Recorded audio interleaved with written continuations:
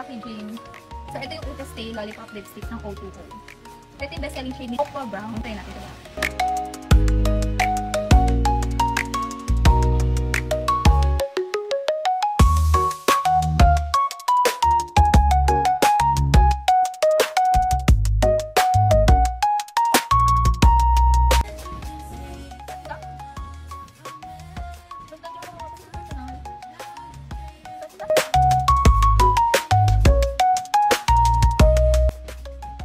Wala namang palad.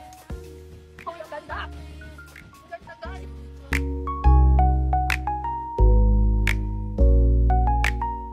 Oh. Diba?